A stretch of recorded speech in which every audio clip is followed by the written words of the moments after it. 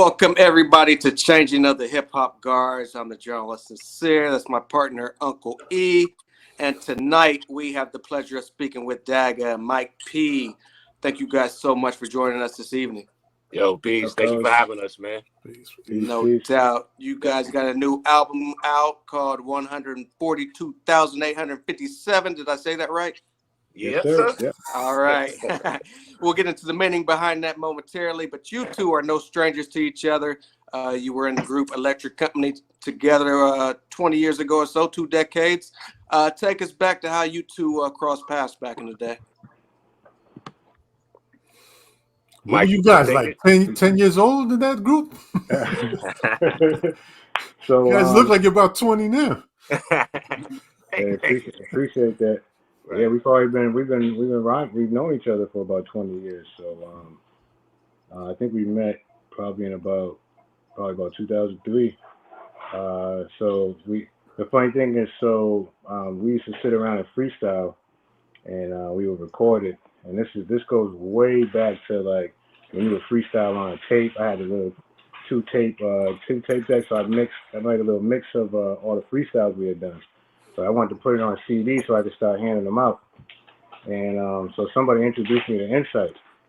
I met Insight, and then that turned into him hearing what we did. You know, we got together for a little freestyle session. That turned into us meeting Dagha. That turned into Mo coming home, I believe, that same week from California and having a freestyle session. We were all about the freestyles back then. You had to freestyle. That was like everybody's initiation. And we all freestyle with each other. And then after that, it was like, all right, let's make a song. Like, let's do this. Dope. Yeah. And then we, you know, I think when I met Mike, you said 03. It might have been earlier than that because I feel like Electric came out in 02. Yeah, it probably was earlier. So early 2000s. But yeah, we just stayed connected. You know, I always admired Mike as a lyricist and a writer. And even when Electric Company dissolved, you know, we continued to connect and make music here and there. And our daughters also grew up together and you know, from when they were little. They're in their 20s now. Right. Wow. But yeah, me and Mike go back. Daughters about the same age, yeah, exactly the same age. Nice. What was the concept behind Electric Company back in the day? What do you think, D? Like I know at that time we wanted to be. At that time there was like, it's funny, it's like it's always been the same battle, but we wanted to make sure true hip hop was being represented in that time. And so at that time we were like, since we're gonna come together as 5 people, we're like, yo, let's do this like you know, like Grandmaster Flash and the Furious 5 we did, or like, you know, Kaz, and you know what I'm saying, the people back in the day. So we were like, let's flip off each other, flip back and forth, and you know, we just, you know, we get the beat. Insight actually naturally gave the beats for those things to come together like that too. So dope. Yeah, and I think the only thing at that time that was similar was like Wu-Tang. Like I can't think of any other 5-man. Jurassic 5 was actually doing their thing with Jurassic 5. I forgot about Jurassic 5, but we wanted to put together like the illest 5-man group out of Boston and just have the illest live performances, and you know, that was our goal. We just wanted to bring back definitely wanted the live performances to be right. We definitely worked on that. Correct. What Mike, you said you guys were trying to aim as far as making, you know, true hip hop at that time. But like what exactly was going on at that time around where you guys were that you had that thought as far as true hip hop? Like what exactly does that consist of? Well, I guess what I mean is like it felt like commercial hip hop was starting to kind of take over. It was like hip hop was you know, I don't want to call out people's names, but just the radio friendly hip hop was starting to take over, and it just seemed like what we grew up on was starting to fade away, and it was starting to fade more towards like just a different style that I didn't want to not recognize anymore. I know that's how I felt. That's probably how some other guys felt. So we wanted to make a contribution that, you know, kind of solidify hip hop. Okay. And so if we may be so bold to say that, you know what I mean? yeah. No, of course. And so what kind of happened as far as you guys dissolving? What was it creative differences? Somewhat, yeah. Yeah, I would say creative differences. I just, it's tough when you have a lot of people in a group. Sometimes everyone has like different motivations. Sometimes egos get in the way. And it was tough. I don't know what the ultimate reason why we ended up breaking up, but I know it just got stressful for a while, and it started becoming not fun for us. You guys didn't have a temptation moment, did you? Ain't nobody coming to see you. Ain't nobody coming to see you, Otis. David Ruffin. Yeah, well, I was gonna say, I feel like these two were the nice ones, and that's what happened. Everybody else got. I'm honestly, joking. I don't know the others. Because this has come up a few times. So Insight, he was the orchestrator, man. He was the maestro. He brought us all together. He did all the beats. He did all the productions. And I think it started to wear on him after a while. Okay. You know what I mean? I think as a group, we could have kind of got ahead of that and maybe been a little bit tighter amongst ourselves, so that he didn't feel as pressured and stuff like that. But yeah, man, that was it. I don't know. It's we still got all love for each other. You know what I mean? We still got 5/6 or 4/5 of Electric on this album.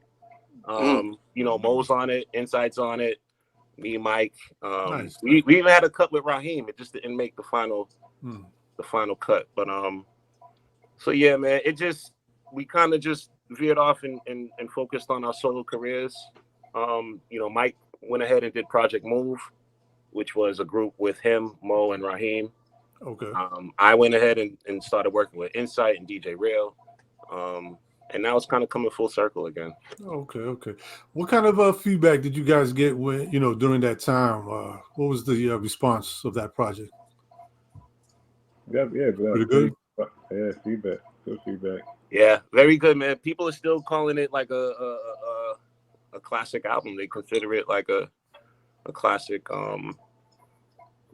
hip hop album.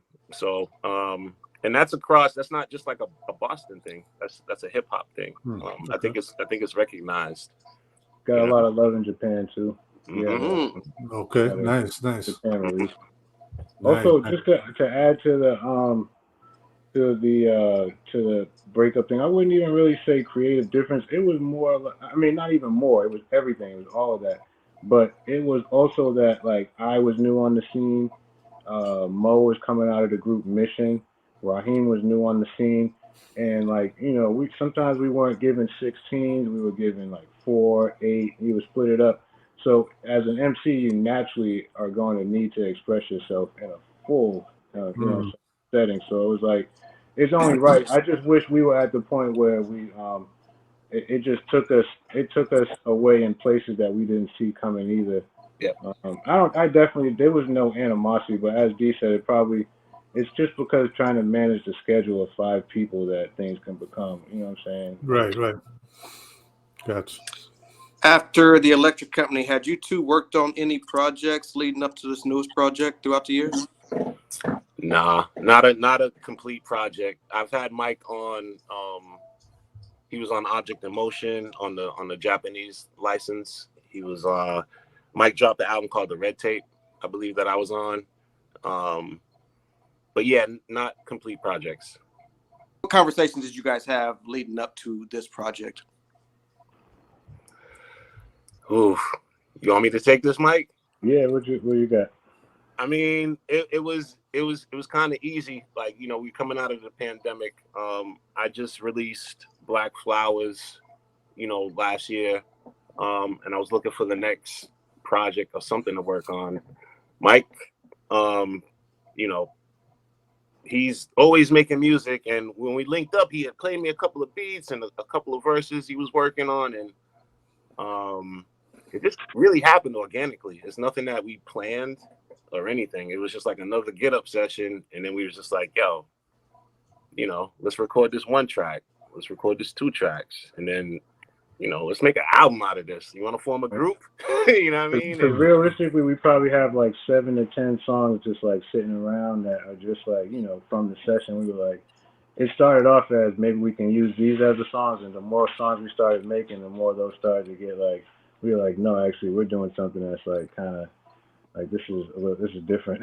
So, but we got in a real zone for this album, and like looking back, like after the time has gone by, I can really look back and say that we were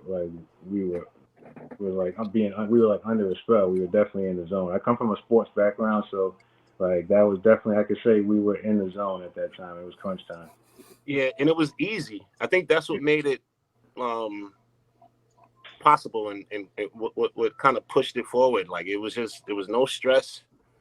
It was just real easy for us to just get up and make songs. And once we came up with a concept, that was it. You know, somebody would pick the beat, and like just to make it. Once we got 4 or 5 songs done, we would just start figuring out what the album needed. Pick out a particular beat.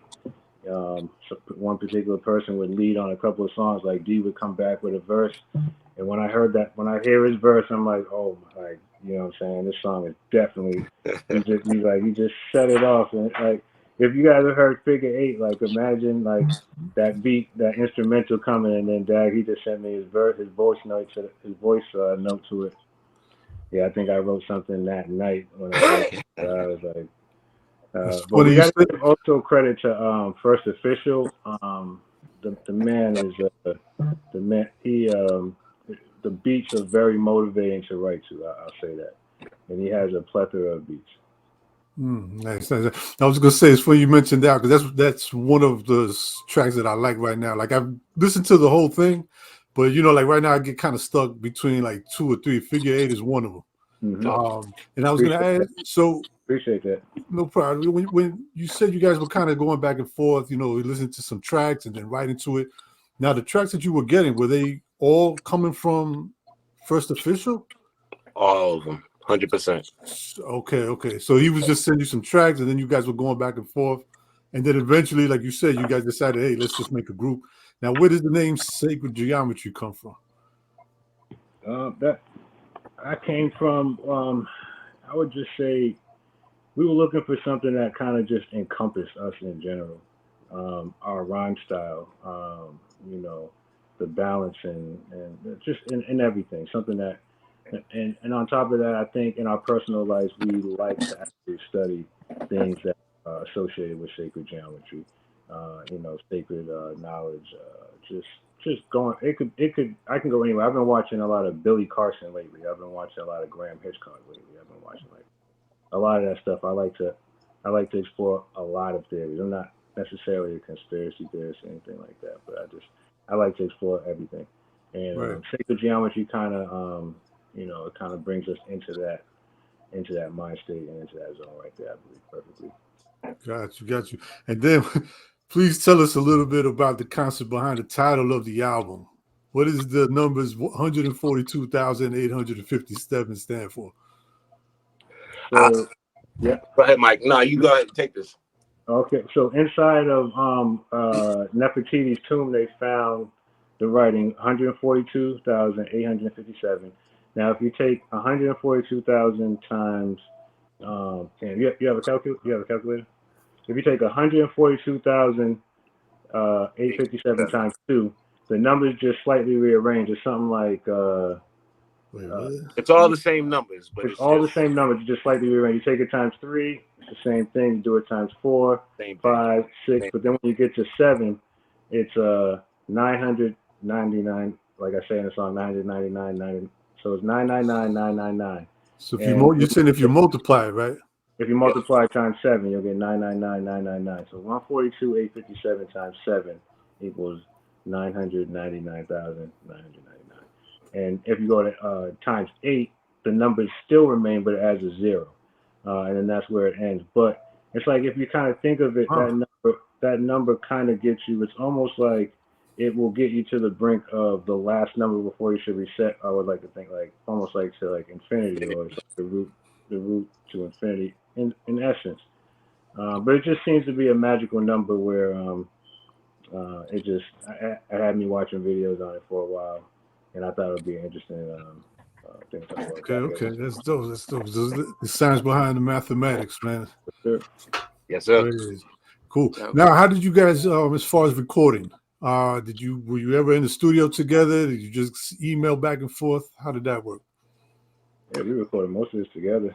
Yeah, it was. I was hoping you said that.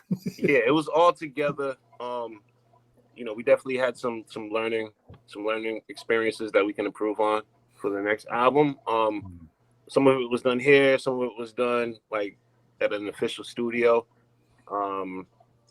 But yeah, it was always all together. You know, when we would send voice notes and send like reference tracks, it was just that. It was just a reference. But when we got up to record it officially, we were always together. Nice. So As far as guest appearances, how did you choose who you wanted to appear on this album? And did anybody not get that slot for whatever particular reason? Somebody you reached out to that you were hoping to get on this project? Nah, I don't think we I mean we were very specific and intentional about the features. You know, we didn't want a lot of features, but the features that we did have, we wanted it to be you know, it was strategic and it was just like something specific. So like, you know, having Mo on there, like we had to have Mo on there. He's part of Still Gold, you know, part of Electric. He's hot right now, and that's our guy. So we had to have him. Rex, same thing. He's a legend. You know what I mean? He's a Boston legend. So I met Rex actually through Mike P. Mike P had a relationship with Rex. So Mike P was able to get Rex to send us a couple of verses. And outside of that, we had this thing went really quick. Like I said, it was so organic and so easy. Like we looked up and next thing you know, we had like 18, 19 tracks. And it was just like some of them were unfinished. And we were like, we had almost like a draft board, like a list of like features that we would love, like in a utopian world, right? Like let's get terminology, let's get Rex. And we got who we set out to get. And obviously there's a couple of cats that you know, we want to try to target for the next album. But Mike, you got anything to add to that? Or? Yeah, that was I felt we definitely wanted to have people that we felt had similar or complementary styles. Like we could throw Mo. We know we can throw Mo. Mo just he knows the zone, so like that was a layup. And hadn't worked with Rex in the past, but had met him a bunch of times at different shows and stuff. And I always wanted to work with him. I always respected and appreciated his style. And both layups. And we did Inception first actually, and then that was the first thing. I was just like, yeah, I think it would sound good because we were actually considering doing the album by ourselves with just us, probably until we got about halfway through, and then we just thought we would listen to it and figure out what we want to do. So probably about halfway through, we were like, yeah, let's get some other voices. So, Who's the young lady on? I believe it's Oracle. Oh, that's my wife, man. So that's April. Oh, she's the one singing on there? Yeah. Oh, nice. Oracle. She's been on my last 2 or 3 albums. You know, she's been featured. But yeah, she helped us out with that. We had the concept, we had the verses, we just didn't know what to do with the chorus. And then she sat down and played with it and recorded this rough take. I sent it to Mike and Mike loved it. And nice. The rest is nice. Yeah. So dope. Let's jump into some of these tracks. I'll read off the title and you can give me the concept or the meaning or, you know, the deeper thoughts that went into penning these tracks. So I'll start off with 2020. Just clearing the blurred vision and just setting the scene straight. Kind of an intro jump off to the album. You know what I mean? Blank canvas and just kind of setting the scene. It has that intro feel to it, so it was like, yeah, definitely. Or originators. originated just keeping it like at the same essence of what we were always trying to keep intact is that true hip hop essence. We wanted to make sure we had some cuts on the end of that song. We were trying to make sure we had cuts, gave shout-outs to the DJs at the end of it. Just a shout out to hip hop in general. Right. Hey, you got a few tracks that kind of. Yeah, Figure Eight. You mentioned earlier. What was the concept behind that one? That one I think sounded very, very menacing. That was one of the probably the last 5 songs we recorded on the album, and we got that, let it sit for a little bit, and then attacked it at the end of it. And that's one of those verses that Dagga led the way on it. He sent me his verse back. That's why his verse ended up being first. He sent me his verse back. Just really set the tone for that song. Dope. And the other one I wanted to ask you about was the Nefertiti's Tomb with featuring Rex. Mm-hmm. Yeah. Got that beat, and it was like that beat almost just felt like what we're talking. It just kind of felt like if you just sit back and like listen to it, like just the beat alone, like we had that just sitting with it. I think am I right by saying this, D? The hook came on that one first. Yeah, you are right. Yep. From the Okay. Tomb. Yep. We had the hook first, and then we got our verses, and then we were able to send it to Rex. He sat with it. He passed that in at the buzzer. Everything like worked out perfect. So yeah, I think that one also kind of reinforces like the album title, as well. Right. You know what I mean? And just almost like a wrap up, a summary of us. You know what I mean? Going through the album and essentially like time traveling. You know what I mean? Yes. Before we continue as far as the tracks go, I wanted to ask you, I noticed pretty much all the tracks, except for maybe 2 that hit about 4 minutes and 1 maybe hits about 3. Most of them are under 3 minutes long. I know with the way things are these days, you know what I mean, and the things have changed as far as the way people are recording. Was that intentional, or did it just so happen to be that that's how long, or is it trying to fit in with the scheme of how records are being put out these days? Yeah, it's interesting that you brought that up. I haven't paid much attention to that. You know what I mean? We just kind of record and just go and just get a feel based on the musicality of it all and how it sounds, and from beginning to end. But yeah, definitely not intentional. I just think we're riding around the beat. Okay. Mike, I agree with that. And then there were certain songs we were asking, do we think we need another verse on this? And it was like, no. I mean, especially since we were considering shortening the album a little bit, just because, nowadays 16 tracks are a lot. Yeah, who's putting out 16-track albums? Like, right, not too many. Well, that's why I was asking, because like I said, things have changed in the way, even those songs. Back in the days, it went from like 10 minutes, 15. Then it kind of went to like about what was it, like 5, between 5, maybe a 7-minute song. And it just has been chopping down throughout time. So I was just wondering if. But I got it. That's pretty good. But by the way, though, thank you for giving us 16, because I'm tired of getting like 4 or 5 songs on albums. I appreciate albums. My man. Okay. Word. And that's what we wanted. We wanted you to be able to sit with it. And some people have actually given us this feedback where it's like, you know what? I sat with 8 songs, and I sat with those. And then I gave the other 8 another listen in like another week or something, and I'm just like, actually, that's kind of perfect, because that's getting your money's worth too. That means we're giving you content to really sit with and digest. So I appreciate that. So yeah, because like I said, like right now I've listened from beginning to end, but you know how it is when you hear something new. Sometimes it's like those certain ones that just catch you. Yep. You kind of get stuck on it, but then you're just like, later on you go back and you might find another gem. You know what I mean? So when you get like 5 songs, it's like you digest it and you're done with it. You know what I mean? Yeah. So that's dope. That's dope. Nah, I think the one song, I'm looking at the track list now, and the one song that's 439 also includes like a live saxophone solo. Right.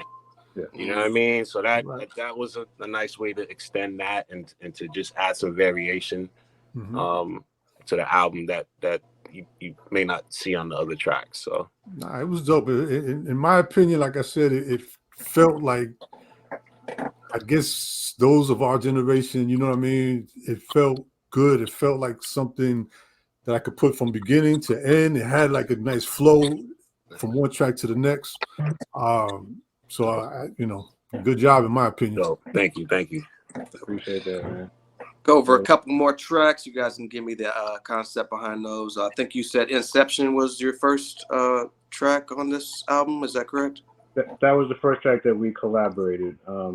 And Inception, that was a song where I had led the way. I'd written the first verse with that one. And just keeping in theme with the album was like more, just urban stories, like just a feel. Like, so we're just keeping with like a theme. And on that one, I think that was more, in line with songs like Long Story Short. All of these, I think, Oracle, they all have pretty much like a certain theme that's going on in the album. Mm-hmm. Yeah, I like that one too, man. That long story. Yeah, what is it you guys saying that the long story short, Napoleon Complex like Napoleon. yeah. I was cracking up when I first heard that one. That's dope. And one more track, 144,000. 144,000. That was another one of the Bring It Home type. It was one of the last beats that we did intentionally, and kind of just wanted to like summarize it. Come from it didn't end up being the very last song, but it was we wanted it to have that. I think if you listen to the album, the production kind of culminates. It's the same person, but the production gets more dynamic as the album goes, in my opinion. And that's like, I believe at that point is like the culmination of the is where it gets its most dynamic. Yeah, it's also we're also playing with the numbers, and just tying into the concept of the album with that as well. Like 144,000 is real symbolic in the Bible as far as like, the people that will last this this world and be saved and stuff like that. And we're just kind of being cute with the title of that song on that one. Yeah. Right. With so many streaming platforms out there, I think you guys chose to go with Bandcamp. Can you talk a little bit about choosing what platform to put this project on? Yeah, I mean, I'll chime in. Mike, definitely chime in as well. I'm not a stranger to putting stuff out on the streaming apps, and I've been doing it for so long, but I don't really make money off Spotify and off Apple Music and off Tidal and off all of these streaming apps that, regardless of the thousands and thousands of streams I may get, it doesn't translate into dollars for the independent artists. So this was like a more like a trial test run for us, and we wanted to go exclusively through Bandcamp because Bandcamp pays artists pretty much right away. You know what I mean? You can stream it for a certain amount of plays, and then after that, they're gonna make you pay for it. It's not the best thing out there, but it's closest to it right now until we can figure out our own independent thing. So we just wanted to just try this and see how it would work out, and honestly, for me, this has been my most successful release, stream wise and download wise, by doing it this way through Bandcamp. Physical copies available for this? We plan on having those in the near future as soon as possible, because we want to get those out to DJs, and we want people to have just to be able to touch it. Yeah. So as of now, it's not available, but it's something that we're definitely working on. Mm-hmm. Okay. What about any plans for shows? Trying to hit some places and perform? Yep, definitely trying to do shows more too. We in order to get consideration, like right now we're hoping to get a nod for the Boston Music Awards that's coming up right now, matter of fact. So and I know they look at and for all of these things, for recognition, you want to hit a fan base in all kind of ways. You want to show them that you can perform, do the live thing, and we definitely come from the history of performing. I'm not saying I'm the best performer in the world or anything, but we have the history of, like, that's what we put an emphasis on. Yep. So it's definitely something that we have in the bag. Both of us have the ability to freestyle, pull that out or whatever. And when we're in the moment, and then just definitely we're trying to do everything. We want to do everything. So yeah, I would like to do shows, and we would love to get to New York, get out to things like that. Like a couple of years ago, back for Electric, we did like the Floor Lords anniversary. We did Rocksteady Crew anniversary, like shows like that. Okay. KRS we toured with a little bit. Yeah, I definitely that's high on my to-do list. I was telling Mike the other day, like, we got to start putting a little set together. So it's something we're working on. And it's just dope that we got Rex on this album, we got Mo on this album. We're working with Inside. We're working with a lot of cast that got a lot of cachet in this thing, and they're currently touring. So we also had Edo on the single as well. So right, which didn't end up being on the album because we decided not to put that on the album because it wasn't produced by First Official. That was produced by the homie Braun, who was the DJ for Project Move back in the day. Okay. Oh, okay. Cool. Can you talk a little bit about First Official? Just give people a little bit of insight as far as to who he is, what other work he's done in the past. I know that he got on my radar when he won a beat competition, I believe. He won a beat, and I was like, this is like when I was at the point where I was like plotting on making an album. I'm like, but okay, when you haven't done anything for a minute, you're not tapped in like that. It's kind of hard to like just have the producers on deck like that. So I was like extra paying attention to all the producers in the city. He was one of them. He won a contest, and then there was another venue. It used to be out in Brighton, where they would have like a producer like highlight or spotlight, and he came out and would play all his beats, and I was just like, yo, this dude is ridiculous. So I've just been paying attention since then. Nice. And he definitely came through with the albums where we probably have another album's worth of beats to do with him too, man. Like he really has that many beats.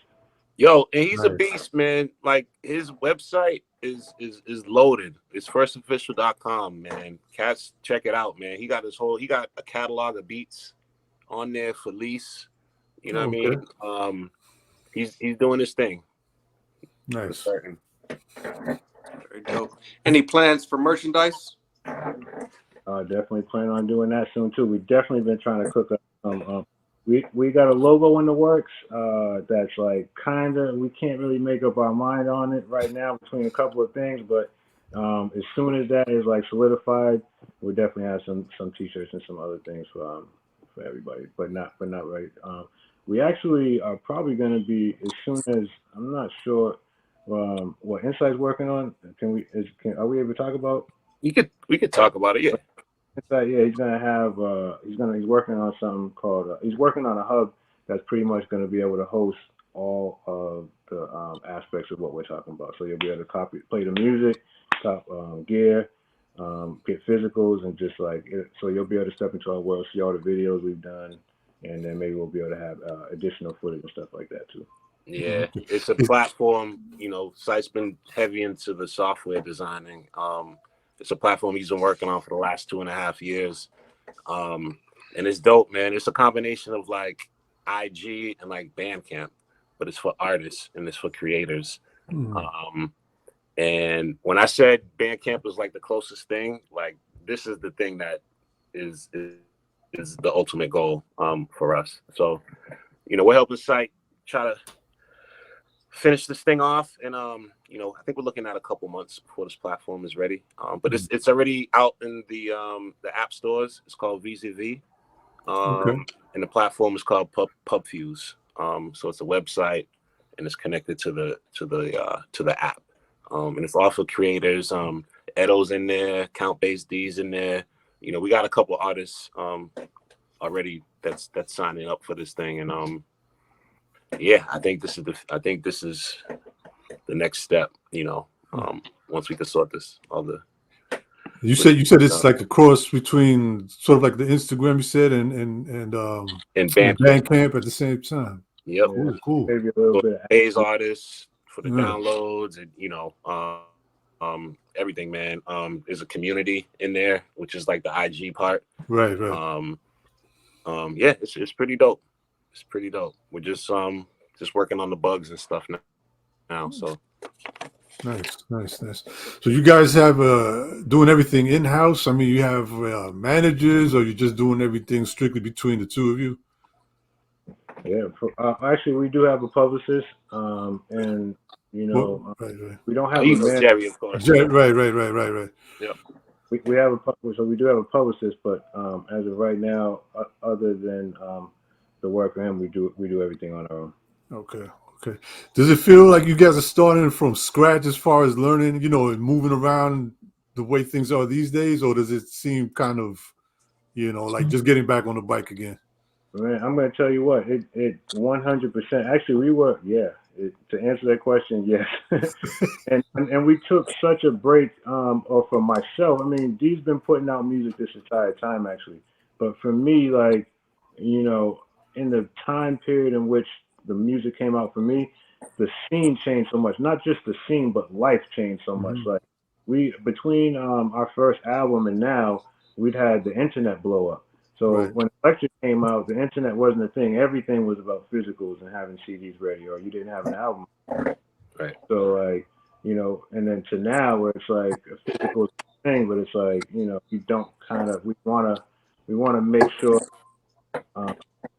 we've gotten the demand for the supply, you know what I mean? And we want to make sure we're getting our name out there. And every day it's like, as humbly as I can say, every day we're finding new people that like respect and love the album I give and love.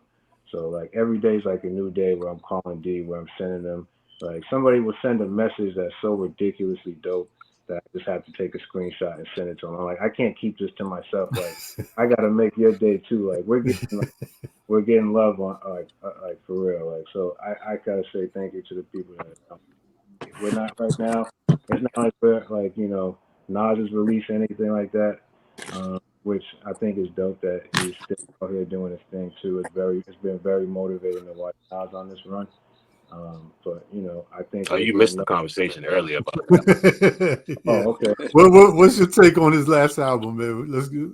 Okay. I mean, I don't think it's one of his greatest albums, but I think to be 50 years old and owning and 50% owner in your record label and doing it that way, it's like he and Jay, I know they're gonna be neck and neck as far as who's favorite, but they're both great models for business and hip hop, and they both handle their business. So people, you don't really have to downplay one to have a favorite. But I really like what Nas is doing. I think Nas is doing so much that he's probably gonna have Jay come out and do something too. I think Jay's probably right. I mean, listen, man, it's not. I don't think it's horrible to come out with 6 albums in a 3-year span. For someone like Nas, hold on. For someone like Nas, who would put out an album and then you're like, damn, when are we gonna get something else from Nas?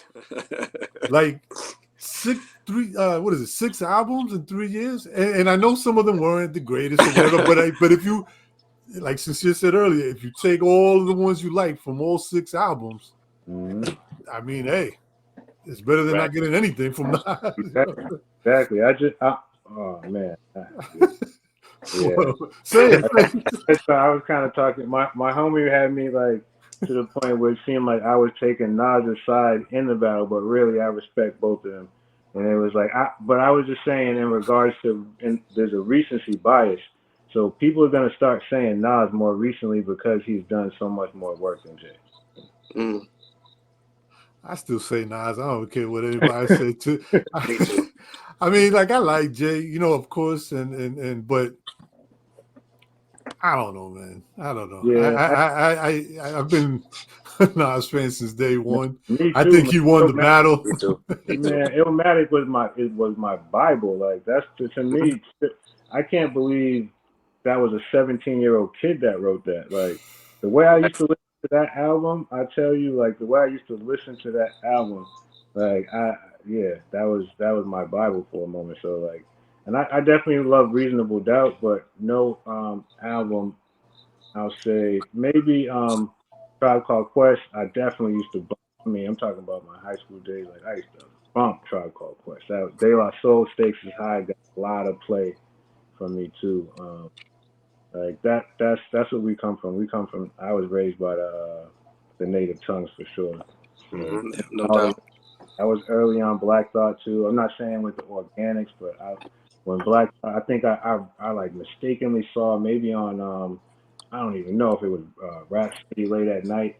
I saw I think it was Distortion of Static. It was like a freestyle. They were sitting in front of the TV.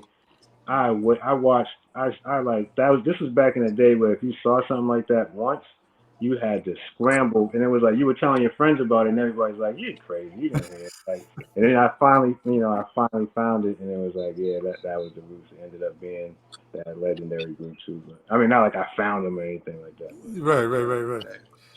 Yeah. Once this Sacred Geometry project does its thing, what can we expect from you two individually in the future? Man, I feel energized right now. I'm ready. I'm ready to go. Like if somebody locked me in a room right now and told me to have an album done in a week, that would probably be beneficial. Like I could do that. Like that's the type of energy I have right now. I'm ready to go. Like my juices. Nice. And I keep being around people like Dagga, Mo. My boy sent me a video today of all the people that just put out an album recently. There's a lot of talent around right now. We have actually like Mo, Latrell James is doing his thing. That's the one person that actually I was in touch with to try to get on the album too. I love Latrell James. He's definitely a great artist. But yeah, I want to keep doing this. More projects. We got live shows. You know, when this ain't like a one and done type of thing. So right, we already got a concept for a second album. You know, we're working on a live set right now. And ideally, you know, you'll see us in a city near you soon. You know, right.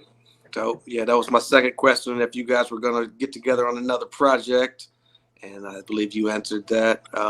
Where can the people keep up with you guys on social media? For me, it's Dagha.com.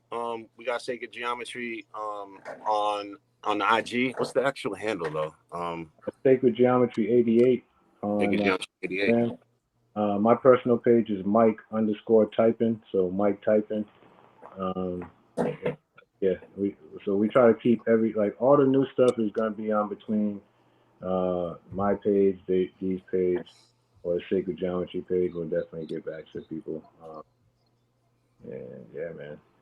You guys finding it a little difficult to like stay up on top with the social media?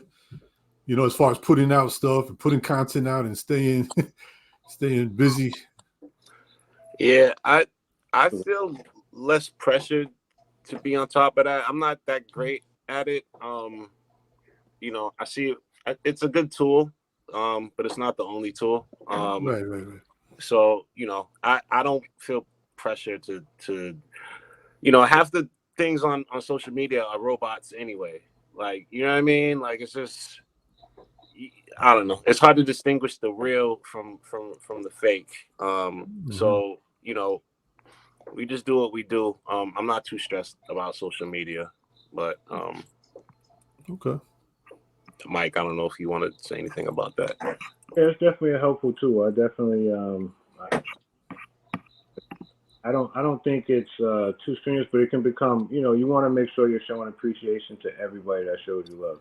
Like, I don't want that to go in vain. So, you know, we try to make sure we address everybody that shows us love. And that's how you keep, you know, people coming back too. So, like, I just want everybody to recognize that as much as if they express that they like it, which I am so happy to find out that somebody likes this album. Like, because honestly, D and I, we sat down, like, we were just talking about this, and we were like, dude, this is a fucking dope album. I mean, can I swear? Excuse me. Okay, so Yeah.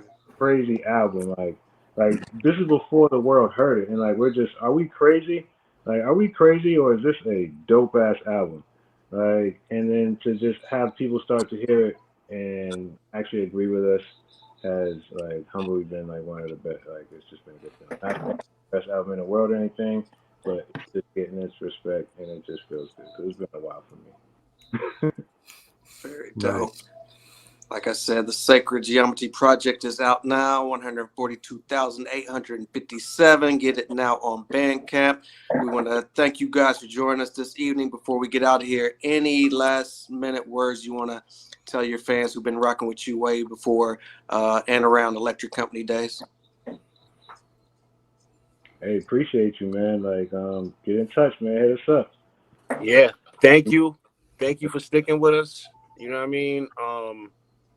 And we're just getting started, so don't, you know what I mean, stay tuned. You know, those that are tuned in, stay tuned for sure. We appreciate you all. I also want to give a shout out to First Official, man, and just We'll See, my man Jack, you know, they did the mixing and mastering on this joint.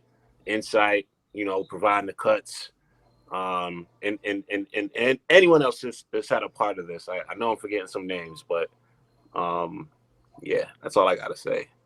So one last question: have you guys had any conversations as far as doing some kind of a reunion, you know, album or song with Electric, the rest of the fellas? Oh yeah, it's definitely been brought up. Yeah. Kind of just trying to gauge interest and, you know, value. The more we do things like this, and the more we drive up the name and drive up these conversations, I think the value of that and something like that goes up. All right, cool. That would be dope.